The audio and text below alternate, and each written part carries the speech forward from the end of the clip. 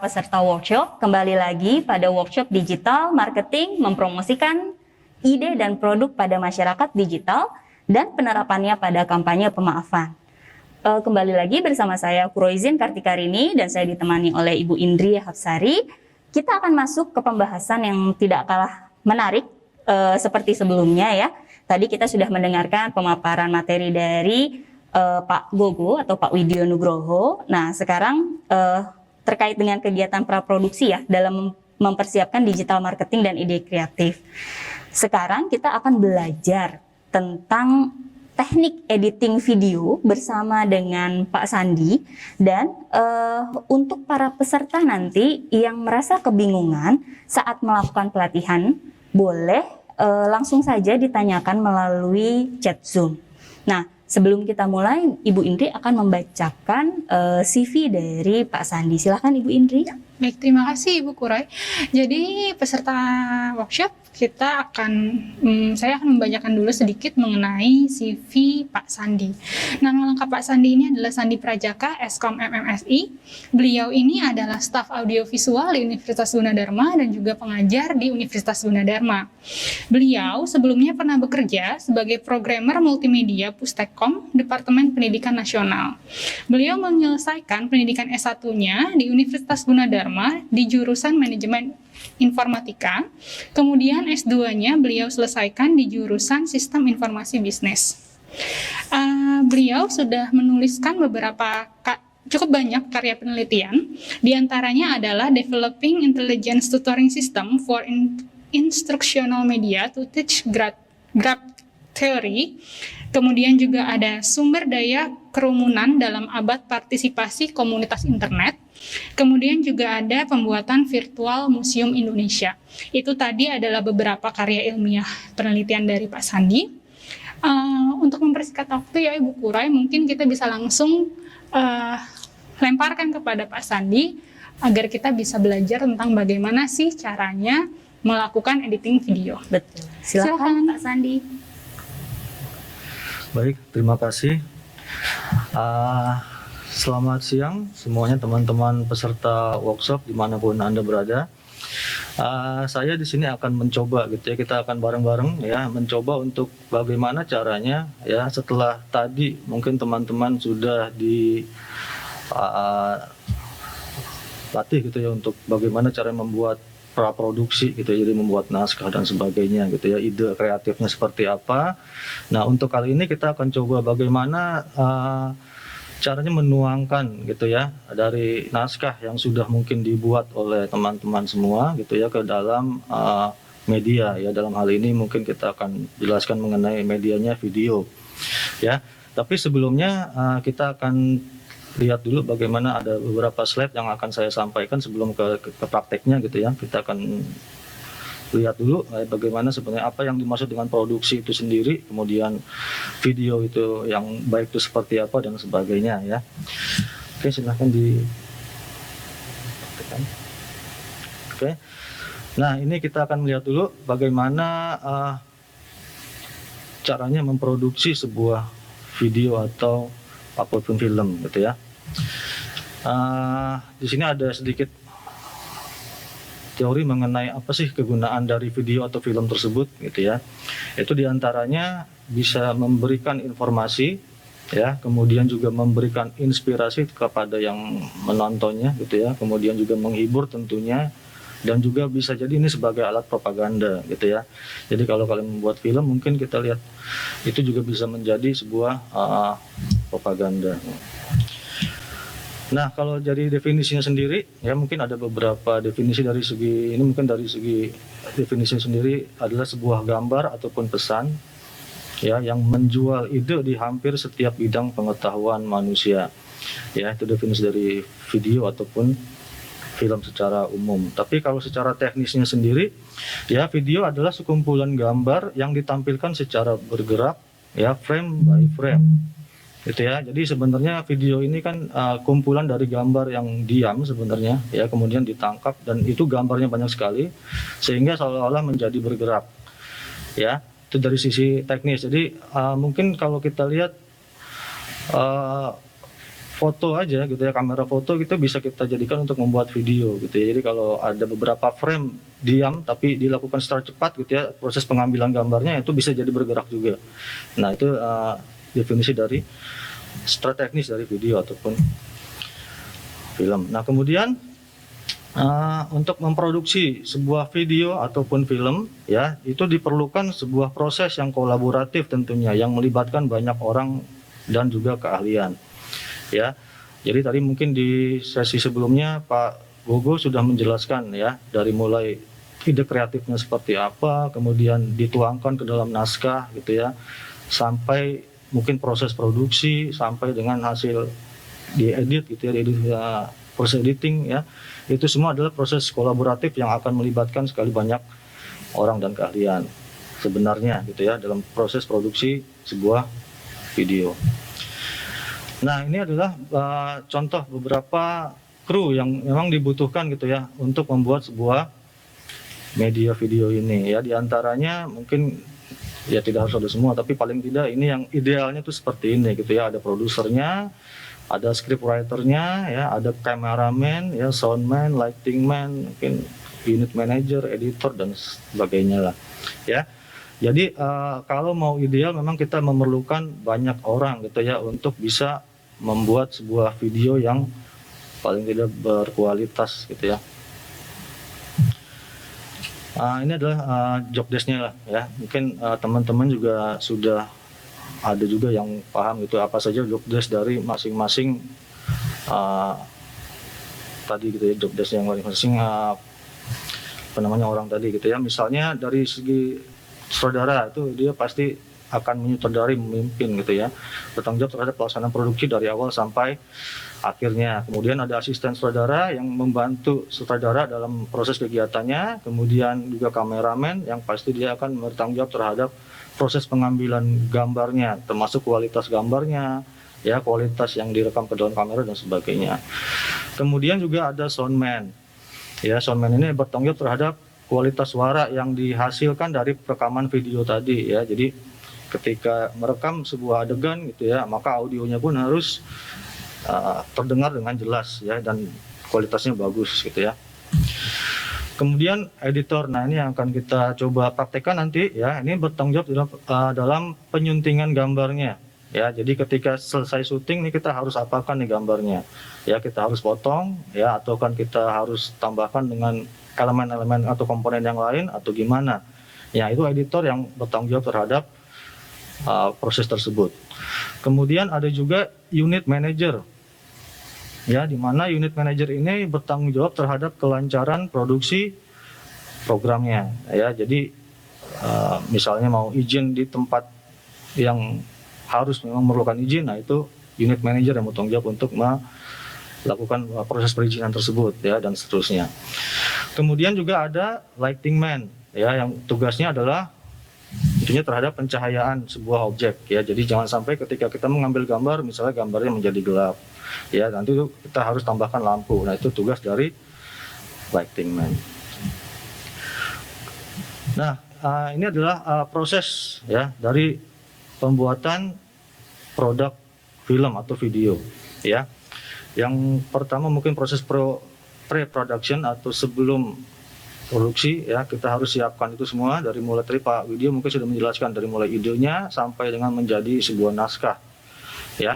Nah naskah ini akan kita proses nantinya ke proses production ya, atau syuting nanti. Jadi di dalam naskah itu ada syuting apa saja yang harus diambil gambarnya gitu ya, kemudian suaranya seperti apa dan sebagainya ya, sampai dengan proses post production atau proses editing ya. Naskah ini akan sangat berguna gitu ya ketika proses produksi dan juga proses post production atau editing. Oke, nah ini adalah mungkin juga tadi sudah dijelaskan ya di sebelumnya. Ini proses pre-productionnya ya. Di antaranya adalah script conference ya, jadi akan menentukan krunya, talentnya, mungkin lokasinya di mana ya, properti yang digunakan apa saja ya, equipmentnya, wardrobe-nya gitu ya. Misalnya perlu meja, kursi dan sebagainya. Kemudian juga properties ya, properties tadi, kemudian schedule dan budget gitu ya. Nah ini tentukan di awal, ya, di proses pre-production atau sebelum melakukan produksi. Kemudian setelah itu baru kita lakukan proses produksinya, yaitu syuting atau pengambilan gambar. Ya, pengambilan gambar ini apa? Ya, tentunya kita harus menentukan, misalnya kamera yang digunakan apa sih? Ya, seperti apa yang dibutuhkan untuk pengambilan gambarnya. Ya. Kemudian juga misalnya kita butuh audio recording yang seperti apa? Ya, kita perlu mic kah, atau kita hanya perlu sound recording atau gimana? Nah, itu ketika proses production, ya, hal ini akan ditentukan dari naskah yang sudah dibuat di awal, yang sudah dirancanakan mau seperti apa, gitu ya. Jadi kita harus tentukan peralatannya, equipmentnya untuk melakukan proses syuting. Nah, kemudian ketika kita melakukan proses produksi, ya, diantaranya di sini ada editing. Nah, kadang kita termasuk editing gitu ya, kita dihadapkan pada sejumlah, biasanya ada istilah-istilah yang kita harus pahami gitu ya ketika kita membaca sebuah naskah. Mungkin tadi sudah dijelaskan mungkin ya. Ya, contohnya hanya contoh aja ya, misalnya di sini ada istilahnya CU. CU itu apa? Ya, biasanya CU ini singkatan dari close up gitu ya. Jadi ketika ada istilah CU, maka kita harus mengambil angle kameranya itu secara close up. Ya, jadi bisa ke muka, ya, kemanapun objek jadi secara close up. Kemudian juga ada medium close up, ya, itu disingkat biasanya MCU kalau di naskah. Ya, jadi kalau ada istilah MCU, nah itu adalah medium close up, pengambilan gambarnya gitu ya. Kemudian juga ada voice over misalnya, ya, biasanya disingkat dengan VO. Jadi voice over itu apa? Ya, jadi voice over itu misalnya kita akan mengambil suara gitu ya. Jadi hanya suaranya yang diambil, tapi gambarnya mungkin berbeda. Ya, jadi ketika gambar dengan suara berada di depan gambar tersebut, nah itu dikatakan dengan voice over. Ya. Kemudian bumper misalnya. Ya, bumper itu biasanya kalau kalian lihat di film-film mungkin katakan sebuah intro lah. Ya. Jadi misalnya tadi di sebuah acara televisi misalnya ada sebelum acara dimulai kan ada judul dulu muncul gitu ya. Cuplikan-cuplikan acaranya, nah itu yang disebut dengan bumper. Ya, jadi ketika di naskah ada bumper, itu artinya kita harus membuat sebuah intro gitu ya, intro video. Kemudian caption misalnya, ya, caption itu adalah teks yang muncul di depan videonya, di awal atau di tengah gitu ya. Jadi ketika ada muncul caption, nah berarti kita harus memberikan tulisan gitu ya di dalam video tersebut. Kemudian ada katu misalnya ya, katu itu jadi proses perpindahan dari satu video ke video yang lain. Nah itu katu ya, tanpa ada transisi. Ya, kemudian credit title itu biasanya berhubungan dengan nama-nama ya kru yang terlibat dalam video tersebut itu dimunculkan di video. Nah itu yang disebut dengan credit title. Ada fade in, fade out, mungkin sudah agak paham. Jadi ketika proses awal mula film gitu ya, ataupun suara biasanya kan kalau suara dari kecil ke besar, nah itu fade in ya. Kalau di akhir biasanya dari ketika suaranya muncul sampai dengan hilang gitu ya, itu proses fade in, fade out namanya gitu ya. Nah itu beberapa contoh gitu ya, istilah-istilah yang sering kita temui dalam pembuatan video. Nah, kemudian nanti contoh naskah, nanti akan kita coba praktekkan gitu ya, bagaimana menerjemahkan gitu ya naskah ini ke dalam bentuk videonya gitu ya, ke dalam proses editingnya gitu ya. Di sini contohnya misalnya ada scene 1, nanti di scene 1 itu ada animasi gitu ya. Kemudian di audionya, jadi naskah itu selalu ada dua biasanya kalau video ya, ada visual dan audionya. Jadi visual ini adalah tampilan yang akan muncul di layar itu seperti apa, itu visual. Ya, kemudian sound itu atau audio ini akan muncul juga berbarengan dengan kemunculan gambar di layar. Nah, itu yang akan kita coba praktikkan nanti. Ya, nah ini contoh lagi, misalnya scene 2-nya apa, gambarnya, scene 3 apa, kemudian di audionya apa gitu ya. Nah ini contoh sedikit naskah yang akan kita coba nanti tuangkan ke dalam proses editingnya itu seperti apa. Mungkin tadi kemarin saya sudah share juga ya gitu contoh sampel-sampel dari video yang akan kita coba buat, nanti teman-teman bisa download ya. Mungkin linknya sudah diberikan juga. Nah kemudian ini adalah proses produksi. Jadi jenis-jenis kamera video yang bisa teman-teman gunakan ya ketika kita melakukan proses syuting gitu ya. Ya sebenarnya ada banyak nih kameranya, juga kamera jadul ya, tapi kalau sekarang mungkin hampir semua HP gitu ya, kalau yang menyebutnya smartphone, mungkin bisa kita gunakan juga sebenarnya untuk membuat video gitu ya. Nah, itu sebenarnya bisa kita gunakan juga gitu ya untuk membuat video sederhana lah ya, karena kan misal digital marketing ini kan nggak butuh waktu lama loh untuk membuat videonya, nggak butuh berjam-jam atau bermenit-menit gitu ya, paling semenit aja udah cukup untuk iklan gitu ya, atau untuk membuat proses video promosi gitu ya. Jadi dengan HP pun kita bisa, contohnya sudah banyak. Mungkin kalau teman-teman pernah lihat video klip Hi-Fi, kalau nggak salah saya pernah dengar ya, Hi-Fi itu full video klipnya menggunakan smartphone untuk pengambilan gambarnya, itu pun udah cukup bagus gitu ya, pernah pengambilan gambarnya. Yang penting proses pengambilan gambarnya gitu ya, itu harus bagus lah. Kemudian pada proses post production ya, itu adalah proses editing yang akan kita lakukan nanti, adalah menggabungkan gambar dan suara di seluruh program film dengan software editing, itu intinya. Ya termasuk menambahkan komponen-komponen lain, misalnya seperti kita gunakan animasi, misalnya kita tambahkan juga teks berjalan dan sebagainya lah. Itu tergantung kebutuhan yang direncanakan di dalam naskah yang sebelumnya mungkin sudah kita buat. Nah itu proses post production. Ya jadi dalam post production ini atau editing ini juga sebenarnya diperlukan apa ya?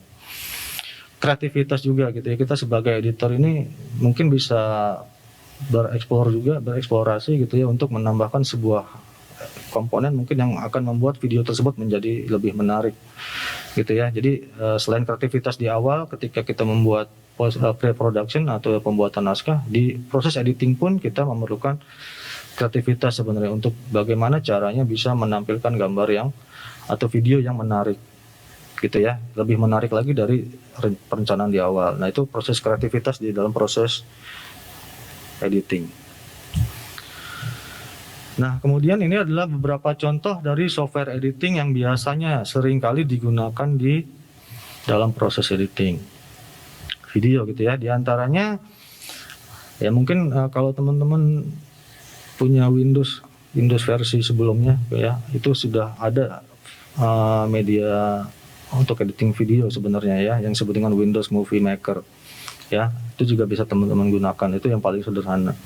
Kemudian ada Ulit Video Editor, ya, Pinnacle Studio, ya, kemudian ada Sony Vegas, Adobe Premiere, dan Final Cut Pro.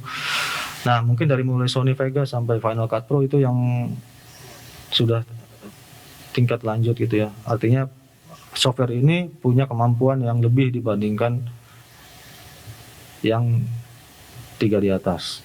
Ya, jadi macam-macam juga software editing ini, ada yang untuk pemula gitu ya, ada yang untuk kelas menengah dan lanjut. Ya, tergantung dari fitur-fitur yang ada di dalam software tersebut. Oke. Nah, kemudian selain di PC atau di komputer, ya teman-teman juga bisa gunakan sebenarnya software editing yang ada di smartphone. Ya, jadi smartphone yang kita gunakan juga sebenarnya kalau teman-teman bisa gunakan itu untuk mengedit video, dan tidak kalah canggih fiturnya sebenarnya ya. Cuman biasanya kalau di smartphone itu dibatasi oleh tampilan yang memang agak sulit gitu ya, kecil untuk menampilkan hasil videonya, walaupun proses editingnya juga agak sulit karena kita harus menggunakan touchscreen gitu ya. Tapi banyak juga mungkin teman-teman yang milenial yang justru lebih seneng edit di smartphone gitu ya, karena lebih simple, prosesnya mau di mana aja bisa ya, gampang, lebih simple ya. Nah ini ada beberapa contohnya ya, ada KineMaster mungkin sering dengar juga, kemudian Power Director, InShot ya, Filmora dan sebagainya, banyak sekarang software editing. Oke. Nah ini kalau kita mau gunakan software editing yang ada di smartphone. Nah, kemudian ada beberapa hal yang memang harus diperhatikan gitu ya ketika kita mengedit atau melakukan proses editing video. Ya, diantaranya yang pertama ini yang paling sering salah proses edit gitu ya. Jadi ukuran frame video. Jadi kadang-kadang kita menggunakan misalnya ukuran di kameranya resolusinya mungkin hanya 1280 dikali 720 gitu ya. Sementara di proses editing ya kita menggunakan ukuran yang lebih besar ya, sehingga kita lakukan proses impor atau kita masukkan videonya ya tampilnya nggak full screen gitu ya. Nah, ini berpengaruh terhadap tampilan tentunya. Nah, ini harus diperhatikan. Pertama adalah ukuran frame videonya. Jadi ketika kita syuting pengambilan gambar, kita menggunakan ukuran video yang berapa gitu ya. Karena kan sekarang banyak nih ya, di HP aja, di smartphone itu sudah ada yang 4K misalnya. Nah, ukuran itu dari 4K misalnya, ada 2K, kemudian ada juga yang full HD, ada yang HD. Nah, itu harus diperhatikan di awal ya. Kita mengambil gambar dengan ukuran yang sebesar apa. Nah, itu berpengaruh ketika kita proses editing, maka kita harus melakukan proses editing di ukuran yang seperti apa gitu ya. Jangan sampai misalnya kita ngambil gambarnya ukurannya kecil, framenya resolusinya, tapi ketika kita lakukan proses editing kita menggunakan ukuran yang lebih besar, yang jauh lebih besar ya, itu akan mempengaruhi terhadap kualitas videonya ya, karena otomatis dari yang kecil ditarik ke besar, otomatis menjadi gambarnya ya kurang bagus lah ya, pecah istilahnya. Kemudian ada juga FPS ya, atau frame per second ya. Frame per second ini juga biasanya di dalam kamera itu ada settingannya ya, entah itu di kamera konvensional maupun di smartphone ya, itu ada ukurannya FPS-nya ya. Nanti pengaruhnya kemana ya? Jadi FPS ini sebenarnya ketika kita mengambil gambar tidak berpengaruh besar. Misalnya kita mau standar itu misalnya pakai 30 ya atau 25 ya FPS-nya. Nah, itu tidak berpengaruh terhadap kualitas gambar yang berjalan gitu ya. Tapi itu akan berpengaruh terhadap misalnya kita mau melakukan syuting slow motion ya, slow motion, gerakan gambarnya tuh menjadi lambat. Nah, ukuran FPS ini akan sangat berpengaruh ya. Kenapa? Karena ketika kita mau menggunakan slow motion, maka diperlukan FPS yang tinggi ya, minimal itu yang 60 FPS lah ya. Jadi FPS ini frame per second. Jadi tadi saya katakan di awal bahwa video ini merupakan gambar diam yang disusun secara banyak gitu ya, sehingga dia melakukan sebuah gerakan, seolah-olah dia melakukan sebuah gerakan. Nah, semakin banyak frame per detik yang ditampilkan, itu gambarnya akan semakin halus ya. Tapi semakin kecil frame per secondnya, maka dia akan semakin gerakannya itu agak patah-patah gitu ya. Nah, kalau untuk slow motion tentunya diperlukan banyak frame per detik yang dibutuhkan gitu ya, supaya tampilan gambarnya menjadi lebih halus gitu ya, dibandingkan yang 25 ataupun yang 30 gitu ya. Nah, kemudian ada juga format source dan output videonya. Jadi ketika kita merekam gambar, nanti kan kita tentukan nih formatnya apa yang akan kita gunakan. Jadi hasil rekamannya ini bentuknya filenya apa gitu ya. Kalau sekarang kan banyak nih, ada MP4 gitu ya, ada AVI kalau dulu ya. Kemudian kalau dari kamera tuh biasanya muncul, saya lupa apa tuh ya namanya, ada lah pokoknya. Jadi nah itu macam-macam juga, ada MOV ya, kadang-kadang dari kamera itu muncul MOV gitu ya. Nah, itu kita lihat dulu nih software editingnya support enggak ya untuk file tersebut ya. Kalau tidak, tentunya kita harus lakukan proses convert gitu ya, convert ke memang yang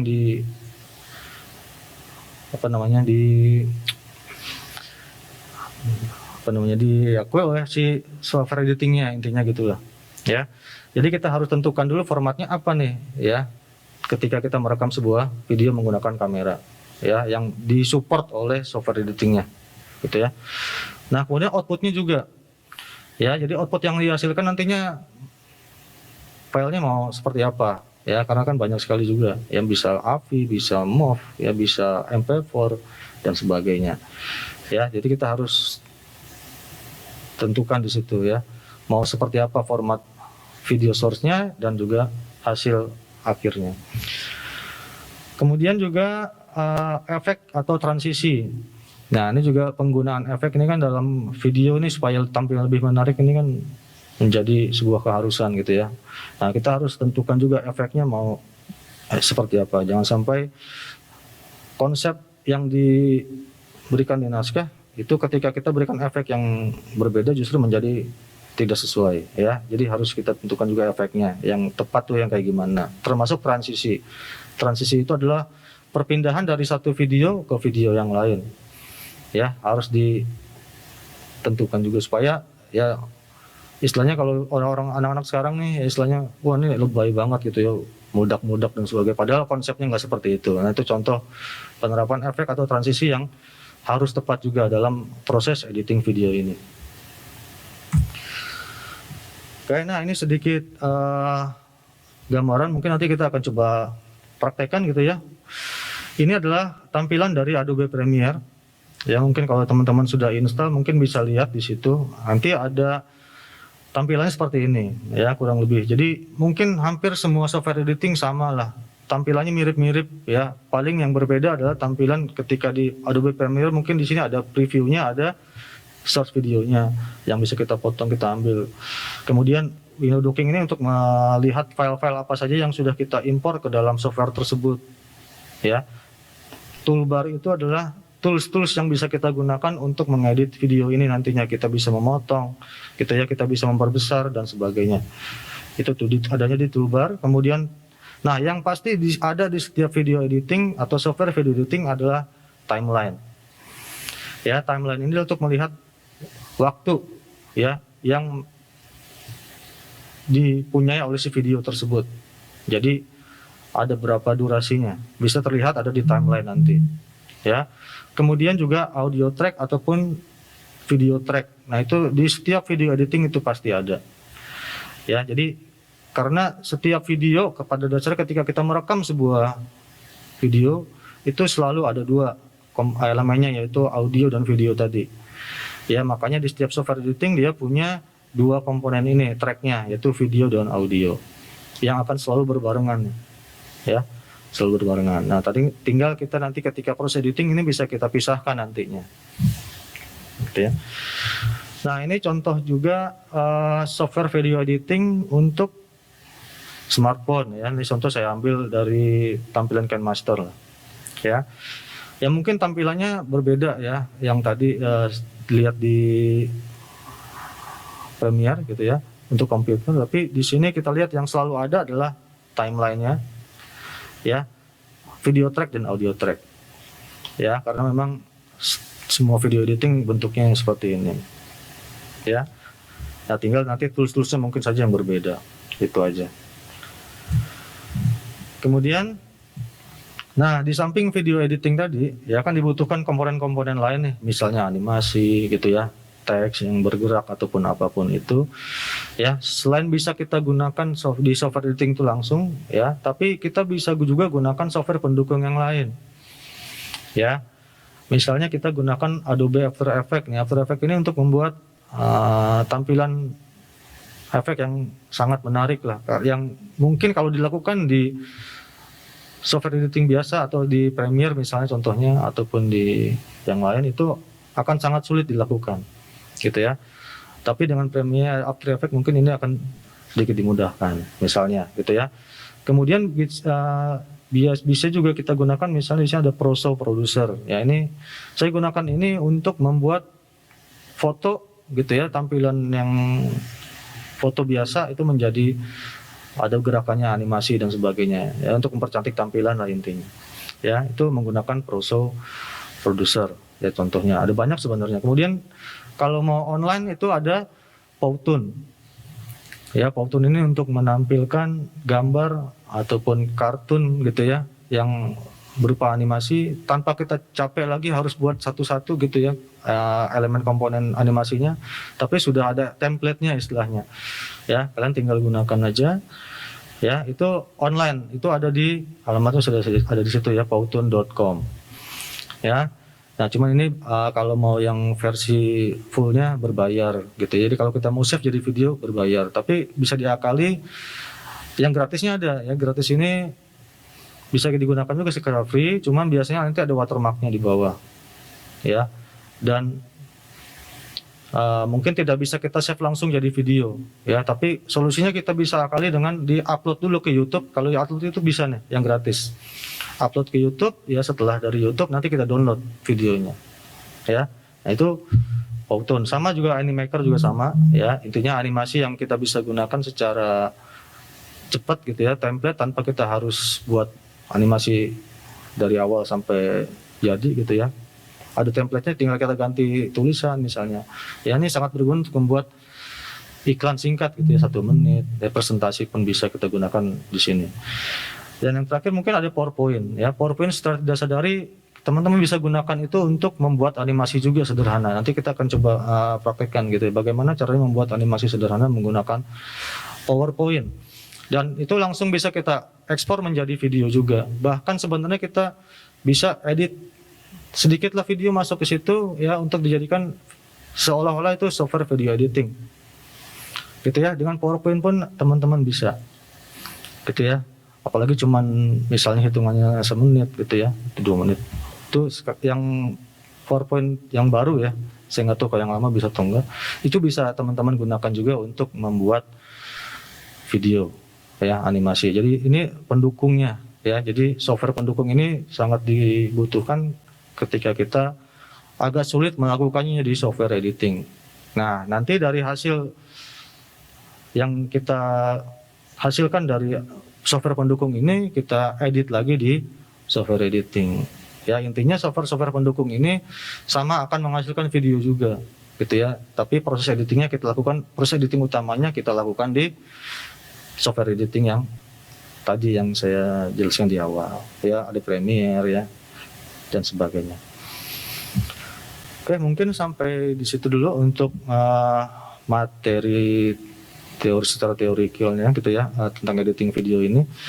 Nah, sekarang kita akan lanjutkan proses bagaimana teman-teman bisa mencoba mempraktekkan video editing ini gitu ya. Mungkin teman-teman kemarin sudah saya berikan file-file sampel gitu ya dari video-video yang akan kita coba edit dengan melihat naskah yang sudah saya buatkan juga sedikit sampel aja supaya paling tidak paham gitu ya bagaimana caranya membuat proses editing video.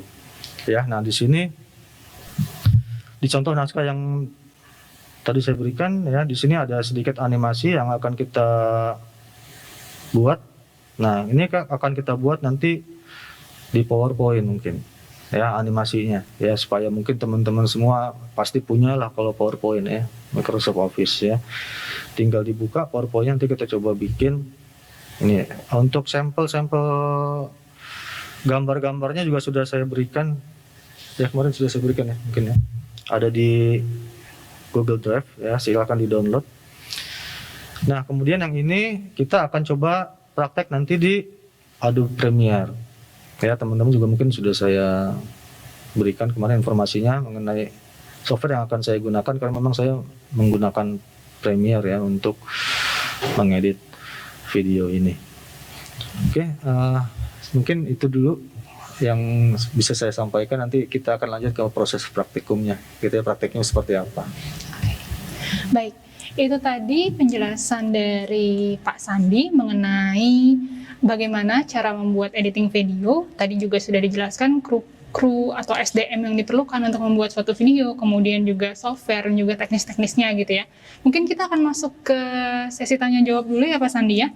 Bagi para peserta workshop, jika ada yang ingin bertanya silakan di chat, dituliskan di chat, nanti kami akan bacakan gitu ya. Mungkin kita masuk ke pertanyaan yang pertama Pak. Yang pertama, Tadi kan sudah dijelaskan ada aplikasinya, kemudian software-softwarenya gitu ya Pak ya dalam membuat editing video. Ya, yang ingin ditanyakan adalah ada nggak sih spek-spek khusus untuk editing video? Misalkan komputernya harus seperti apa, perangkat kerasnya gitu Pak. Boleh dijawab silakan Pak. Iya. Mungkin teman-teman ada yang menanyakan Pak, untuk ngedit video ini dibutuhkan komputer yang kayak gimana Pak? Kan dengar-dengar kan komputernya memang harus yang super canggih gitu ya. Oke, jadi bisa saya jawab mungkin untuk mengedit video ya memang dibutuhkan sedikit spek yang tinggi gitu ya, untuk kalau misalnya kita menggunakan komputer gitu ya. Nah tapi juga itu tergantung dari editing yang kita ingin lakukan tuh seperti apa gitu ya. Yang membuat berat itu biasanya kalau misalnya di dalam proses editing ini kita memerlukan animasi yang wah gitu ya, yang perlu gerakan 3D dan sebagainya ya. Nah itu memang memerlukan proses, nanti namanya proses rendering gitu ya, yang cukup lama gitu ya untuk menjadikannya sebuah video gitu ya. Nah tapi kalau misalnya kita melakukan proses editing hanya hal-hal yang simpel, kita dari hasil video kamera ini kita edit sedikit, tambahkan teks misalnya, kemudian pakai sedikit transisi, pakai efek yang biasa, mungkin itu bisa dilakukan di komputer yang biasa lah ya. Tapi tergantung juga dari durasinya. Nah itu durasi juga akan berpengaruh sangat besar terhadap proses rendering nanti. Sebenarnya yang berat itu adalah di proses rendering ya. Jadi proses mengkompilasi dari video-video dan komponen-komponen lain tadi termasuk suara, animasi dan sebagainya, dikompilasi menjadi satu kesatuan video hasil jadinya. Nah itu yang memerlukan proses yang berat gitu ya, makanya dibutuhkan komputer yang canggih gitu ya. Tapi kalau misalnya durasinya pendek gitu ya, kemudian tidak terlalu banyak efek yang dibuat ya, itu rasanya komputer yang biasa pun harusnya bisa. Karena tadi ada beberapa juga software editing yang memang ditujukan untuk pemula. Nah itu mungkin tidak terlalu berat gitu ya. Nah di samping itu juga kita bisa gunakan smartphone sebenarnya. Tadi saya katakan bahwa kita bisa mengedit video ini di smartphone ya. Dan bergantung dari kreativitasnya seperti apa yang bisa teman-teman lakukan ya. Naskah ini hanya sebagai patokan ya. Kalau memang bisa teman-teman dilakukan kreativitas yang lebih canggih dengan komputer yang seadanya pun sebenarnya bisa gitu ya. Tapi tergantung tadi dari berapa panjang durasinya, efek yang digunakan seperti apa ya. Kalau memang harus menggunakan efek yang seperti itu dengan harus dibutuhkan komputer yang speknya tinggi ya, mau tidak mau harus menggunakan komputer yang itu gitu ya. Tapi tidak selamanya proses editing ini dibutuhkan komputer yang canggih gitu ya. Mungkin itu yang bisa saya jawab. Oke. Jadi untuk spek khusus itu tergantung dari bagaimana videonya nanti ya Pak ya, apakah videonya panjang atau tidak, terus kualitasnya. Karena memang tadi yang seperti dikatakan Pak Sandi, berarti proses renderingnya itu yang nanti akan menentukan kita butuh spek yang seperti apa gitu ya Pak Sandi ya. Betul. Oke. Kemudian selanjutnya Pak, untuk tadi kan untuk spek komputernya, kemudian untuk menangkap gambarnya atau memvideokan itu kan kita butuh kamera ya Pak ya. Nah, untuk melaksanakan syutingnya itu sebaiknya itu kita menggunakan kamera yang seperti apa Pak? Ya, penggunaan kamera ya. Ya tadi tergantung dari naskahnya gitu ya. Jadi misalnya kita membutuhkan pengambilan gambar di bawah air misalnya. Ya, tentunya kita membutuhkan kamera yang bisa tahan air untuk bisa dibawa ke bawah air misalnya. Gitu ya. Jadi sangat bergantung pada kebutuhan yang memang dibutuhkan untuk pengambilan gambarnya ya. Tapi kalau misal pengambilan gambar biasa saja, saya kira banyak sekali gitu ya kamera yang bisa kita gunakan, dari mulai kamera yang paling murah sekalipun ya, bahkan smartphone yang kalian gunakan itu saya katakan tadi itu bisa digunakan juga untuk mengambil gambar sebenarnya. Jadi proses syuting ini bisa, sekarang ini banyak jalan lah ya untuk menuju Roma. Nantinya kita tidak perlu alat yang mahal gitu ya untuk membuat video. Dengan smartphone yang kalian punya pun bisa sebenarnya kita buat video yang berkualitas ya. Tinggal pengambilan teknik, pengambilan gambarnya yang bagus tuh yang kayak gimana. Nah itu yang harus bisa dilatih ya supaya pengambilan gambarnya ini angle-nya bagus dan sebagainya. Ya tentunya mungkin kalau menggunakan smartphone akan goyang gitu ya kalau menggunakan tangan gitu ya. Mungkin kita bisa akali kan sekarang udah punya ada tripodnya gitu ya. Ada gimbal. Gimbal itu alat untuk menstabilkan video, rekaman video gitu ya. Jadi ditambahkan alat-alat tersebut untuk supaya kualitas gambarnya semakin bagus. Ya mungkin seperti itu. Oke, jadi ada apa ya, alat pendukung juga ya, seperti tadi Pak Sandi bilang ada stabilizer untuk membuat videonya jadi lebih apa, tidak guncang gitu ya Pak ya. Oke, ini kemudian ada pertanyaan selanjutnya Pak.